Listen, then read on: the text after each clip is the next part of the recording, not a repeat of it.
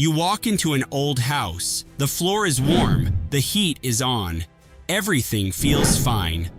One feature in that house was installed in 40 million American homes.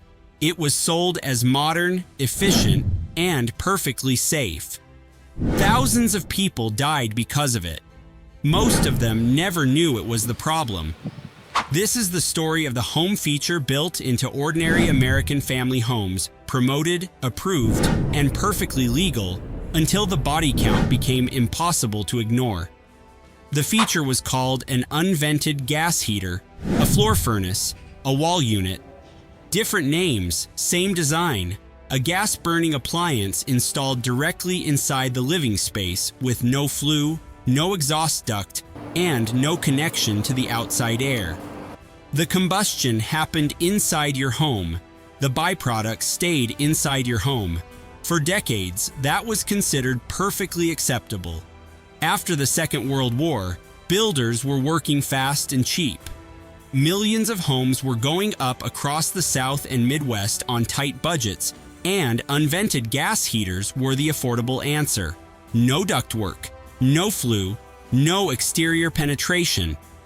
You ran a gas line, bolted the unit to the wall, or dropped it into the floor, and the house was warm by the end of the day.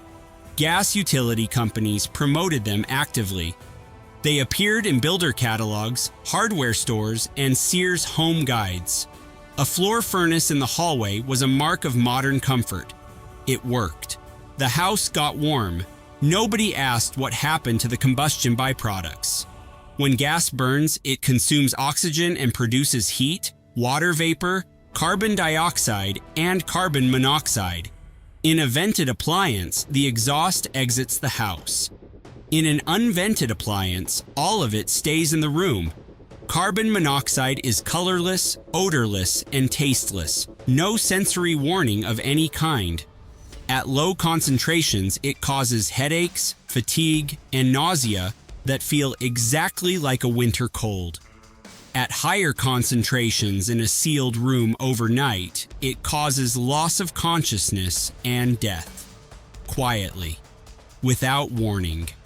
Through the 1950s, 60s, and 70s, homeowners were being told to weatherize, seal drafts, add storm windows, improve insulation. All good advice for energy bills. All of it made the unvented heater more dangerous. Tighter houses meant less air exchange. Less air exchange meant carbon monoxide accumulated faster. Both trends were promoted simultaneously to the same families in the same homes, with nobody connecting the consequences. The feature that kept the house warm needed the house to breathe. The house stopped breathing. Nobody revised the installation guide. If you subscribe now, you'll never miss a video that could protect your home and family. CPSC data documented thousands of carbon monoxide deaths annually in residential settings, with gas appliances as a leading source. The pattern was consistent. Older home, small enclosed space, unvented heater running overnight, windows closed. A family found in the morning.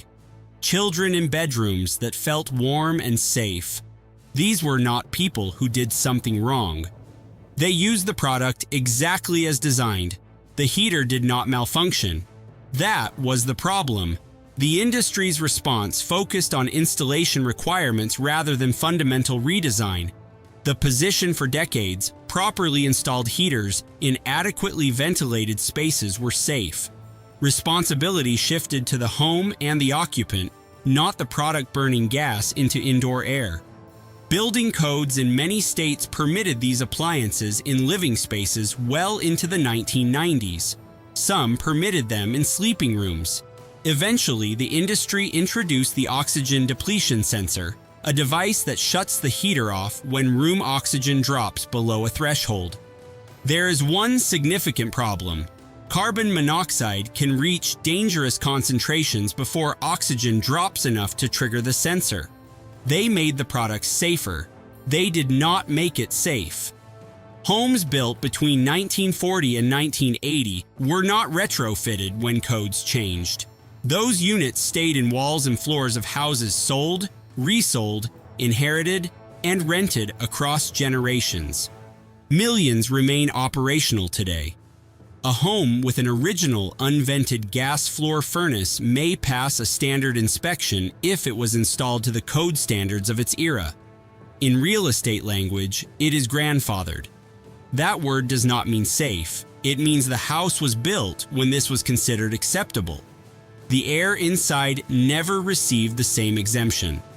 Residential CO detectors became commercially available in the early 1990s and were required in new construction in most states between the mid-1990s and 2010s, roughly 50 years after unvented heaters were already in tens of millions of homes. The detector is not a solution to the heater. It is an alarm for a problem the heater was always creating. If you live in a home built before 1990 without working CO detectors on every floor and near every sleeping area, you are not protected by regulations that came later. Those were written for new construction. Your house predates them. The unvented gas heater is the most consequential example of this pattern, but not the only one. The same arc, widely installed, code-approved, later found harmful, left behind in millions of homes, shows up repeatedly across 20th century American construction. Polybutylene pipe was installed in an estimated 6 to 10 million American homes from the 1970s through the mid-1990s, promoted as the modern, affordable alternative to copper and endorsed by building codes nationwide. The problem was chemistry. Polybutylene degrades when it contacts chlorine in municipal water supplies. The pipe becomes brittle, fittings loosen, and joints fail, sometimes as a slow leak building moisture inside a wall for months, sometimes as a sudden break at 2 in the morning. The product became the subject of a class action settlement reaching approximately $950 million and was removed from code approval by the mid-1990s. The pipe, already in millions of homes, did not come out. If your home was built between 1978 and 1995 with original plumbing, the pipe behind your walls may be gray plastic that has spent decades in contact with chlorinated water. You would not know by looking. You would know when the wall got wet. Asbestos was the dominant insulating and fireproofing material of the 20th century, present in pipe insulation, floor tile adhesive, ceiling tile, popcorn ceiling texture, roof shingles, attic insulation, joint compound, duct insulation, and vinyl flooring backing. When undisturbed, it is largely inert.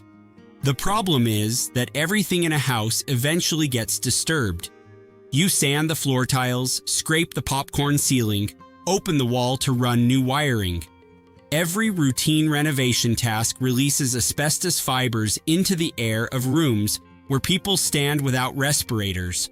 Those fibers cause mesothelioma with a latency period of 20 to 50 years. People exposed during home renovations in the 1980s and 1990s are still receiving diagnoses today. Testing before renovation work in any pre-1980 home is not optional caution. It is the difference between a renovation project and an exposure event.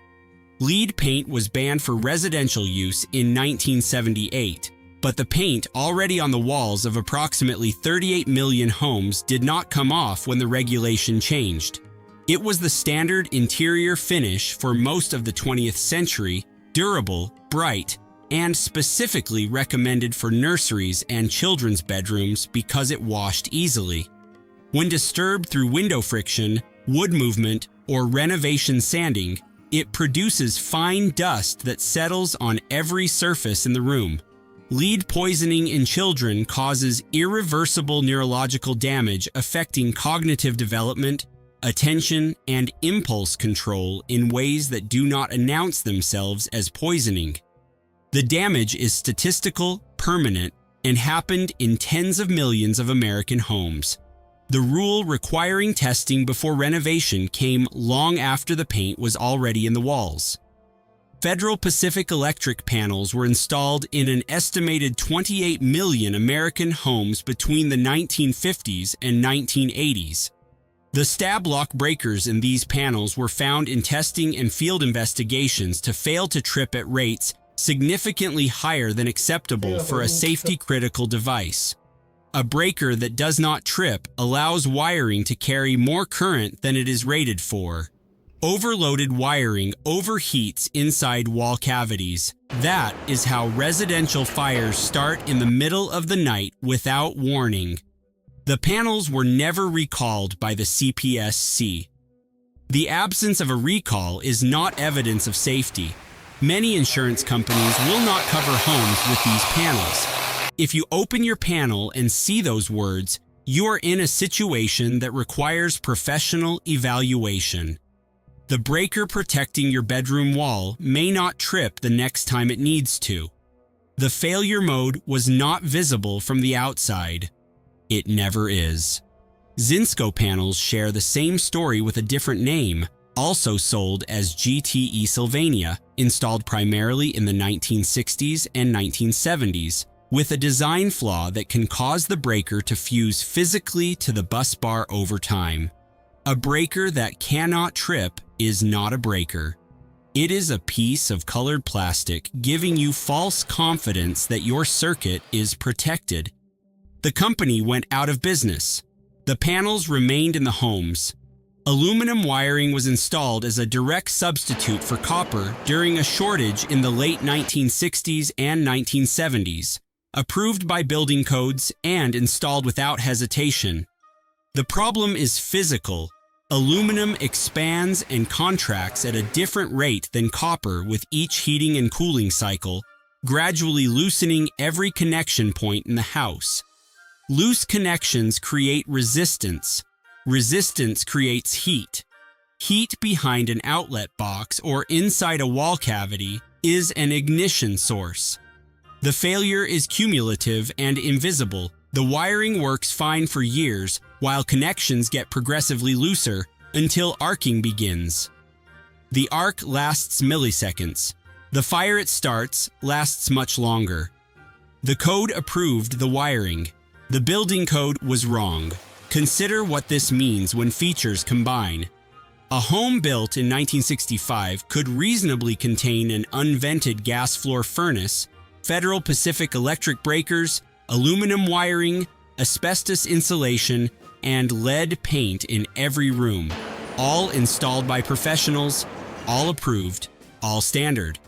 That house could still be on the market today, listed as a charming mid-century home with original features. The listing is accurate. The word charming is doing a great deal of work. Homes are built to the standard of their era. New construction gets updated requirements. Existing homes get grandfathered. The people who live in those homes get the consequences. You do not inherit the knowledge when you buy an old house. You inherit the decisions. Urea formaldehyde foam insulation was injected into wall cavities throughout the 1970s as an energy efficiency retrofit, drilled in from the exterior in a single day with no visible disruption. The foam aged, cracked, and began off-gassing formaldehyde vapor into living spaces. Formaldehyde is a respiratory irritant and a known carcinogen. The CPSC banned it for residential use in 1982. The ban stopped new installations. It did not remove the foam already inside millions of walls. The smell is faint, chemical, and easy to dismiss as an old house smell. It is not an old house smell. It is a specific product banned 40 years ago that was never removed. Chinese drywall entered the American housing supply after Hurricane Katrina in 2005, when domestic materials were critically short. It off-gassed hydrogen sulfide and sulfur compounds that corroded copper wiring, copper plumbing, and HVAC components throughout every home where it was installed. Air conditioning coils failed. Electrical connections corroded at terminals. Plumbing developed pinhole leaks from the inside out. Residents reported a persistent smell. something between sulfur and burning electronics. Many assumed it would fade. It did not fade. Thousands of homes required complete gutting, not renovation, gutting, with remediation costs in many cases exceeding the original value of the home. The people who bought these homes did not buy experimental materials. They bought new houses that had passed inspection. By the time the problem was visible, the families were already inside. Every one of these features was installed by licensed professionals following the building code of its era. Every safety requirement that feels obvious today exists because someone lived in a house where that requirement did not yet exist, and the house demonstrated why it was needed. The walls kept what was put in them. Some of it is still there. If this video made you think about your own home, subscribe. The next one might matter even more. Synthetic stucco, known in the building industry as EIFS or Exterior Insulation and Finish System, was one of the most heavily marketed exterior cladding products of the 1980s and 1990s. It looked like traditional stucco, was easier to apply, and provided additional insulation at the exterior wall. The failure was water. Traditional hard coat stucco is breathable, allowing moisture that gets behind it to escape. EIFS, in its original residential formulation, was not. It created a sealed exterior layer that moisture could penetrate through cracks and around windows, but could not exit. Moisture trapped behind EIFS in a wood-framed wall promotes mold growth and rots the structural components of the wall, invisibly from the inside. The wall looks fine. The EIFS is intact.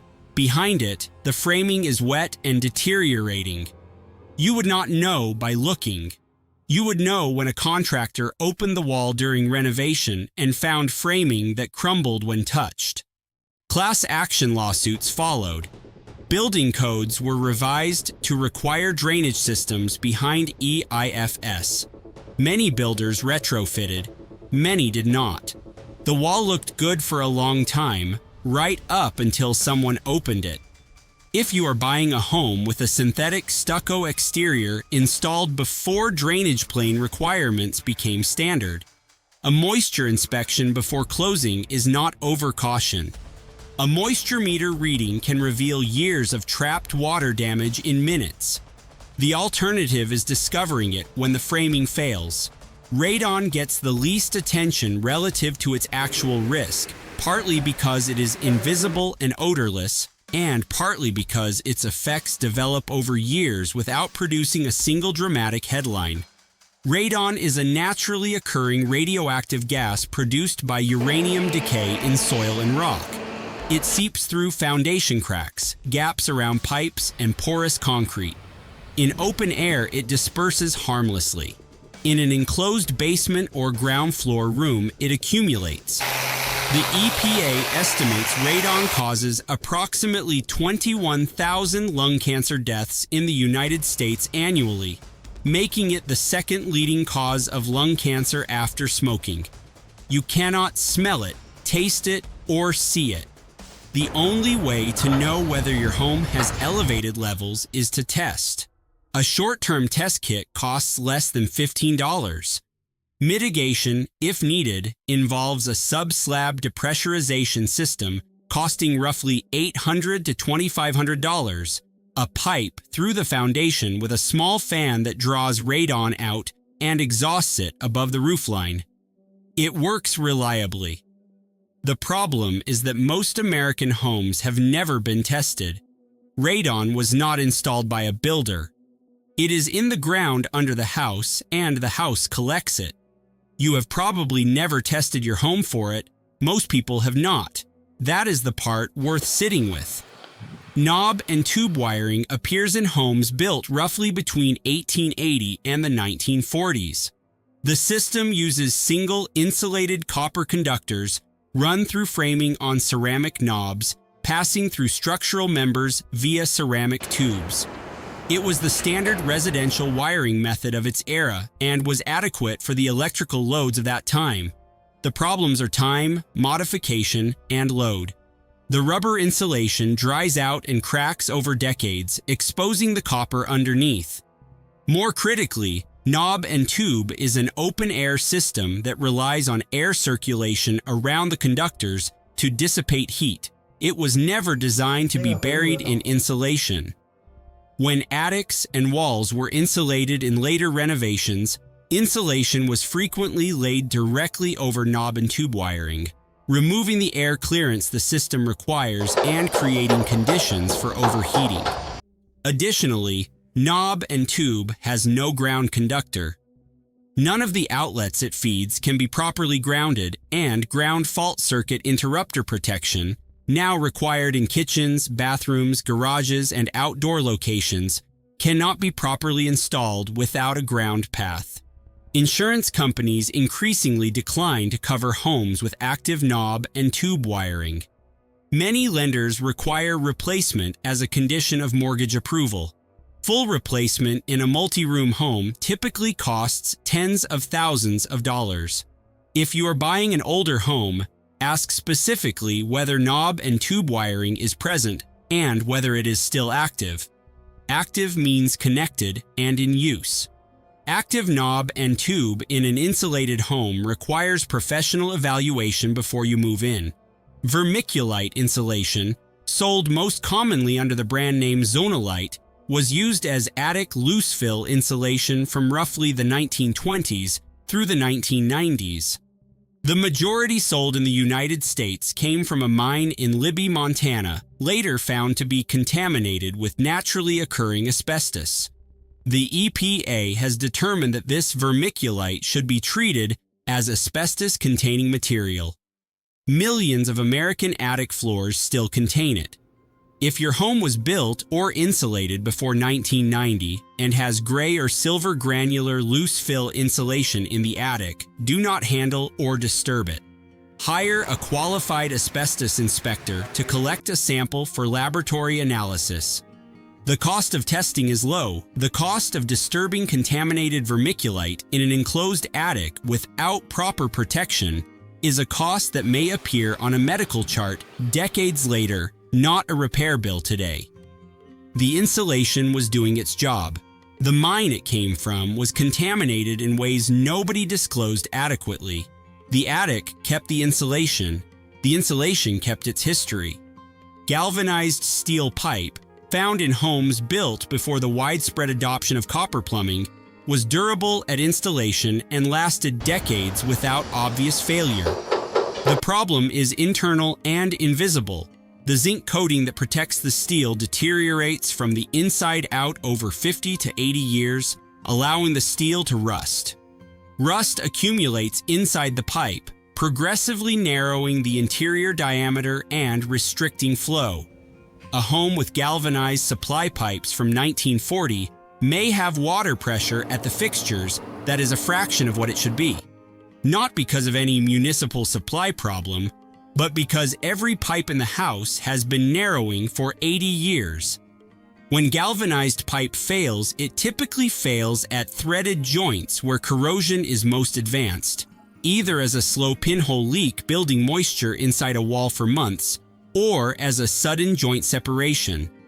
Either way, the water damage is extensive by the time it surfaces. Replacement requires opening walls and ceilings and is expensive. It is also not optional. You cannot reverse internal pipe corrosion. The corrosion is the pipe now. The pipe has become its own obstruction, and the service it is providing is no longer the service it was installed to provide. When galvanized pipe fails, it typically fails at the threaded joints where corrosion is most advanced, sometimes as a pinhole leak dripping inside a wall for months, sometimes as a joint separation, releasing water more suddenly. Either way, the water damage is typically extensive by the time it is discovered because the pipe has been corroding in hidden locations for years before the final failure. If your water pressure is noticeably low, that is a functional indicator worth investigating. A plumber can assess the degree of restriction. Replacement with copper or modern PEX requires opening walls and ceilings and is expensive, but it is not optional. You cannot clean the inside of a corroded galvanized pipe back to its original condition. The corrosion is the pipe now. The pipe has become its own obstruction. It served the house faithfully for decades. The service it is providing now is not the service it was installed to provide. Every feature in this story was installed by someone who believed they were doing the right thing for the families who would live inside those walls. The builders were not reckless. The manufacturers were not inventing hazards deliberately. The codes were written by people trying to balance safety against the practical realities of construction costs and available technology. The failures came from confidence, from the assumption that if something worked, was affordable, was approved, and was widely used, the consequences had already been considered. They had not always been considered. They were discovered later in CPSC reports and public health data and class action filings and homes gutted down to the studs. Building codes are not a record of good ideas. They are a record of what had to be corrected. Every safety requirement that feels obvious today exists because someone lived in a house where that requirement did not yet exist, and the house demonstrated why it was needed. If your home was built before 1980, it was designed for a version of safety that has been updated multiple times since. Some of those updates found their way inside your walls. Some of them did not. The feature that kept the house warm in 1957 may still be in the hallway floor, connected to a gas line, waiting for a cold night and a closed window. The pipe installed in 1985 may still be behind the drywall, getting more brittle with every year of chlorinated water running through it. The foam injected into the wall cavities in 1978 may still be there, slowly off-gassing into rooms where your family sleeps. The panel that was supposed to protect your wiring may have breakers that have not tripped in 30 years and may not trip when they need to. The attic insulation may be contaminated with material from a mine found to be unsafe decades after installation. The galvanized pipes may be carrying water through channels narrowed to a fraction of their original diameter by 80 years of internal rust. You do not have to be afraid of your house. You have to know what is in it. You have to ask the questions that the standard disclosure process does not ask for you. Treat the word grandfathered as the beginning of an investigation, not the end of one. Understand that the inspection report you received at closing was written by someone walking through the house for 3 hours with a flashlight, and 3 hours is not enough time to find everything a house has been accumulating for 60 years. Move-in ready means the surfaces are clean and the appliances turn on. It does not mean the wiring is safe, the pipes are sound, the insulation is inert, or the panel will protect the walls if a circuit overloads at 2 in the morning. It means the surfaces are clean and the appliances turn on. Nothing more. Houses do not update themselves. They preserve everything they were built with, long after the catalog that sold those materials went out of print, long after the companies that made them went out of business, long after the builders who installed them retired, and long after the original owners who lived with them without incident passed the house on to someone who does not know its history. The history is still in the house. It is waiting for you to open the right wall. If this video made you look at your home differently, subscribe, because the next one might matter even more.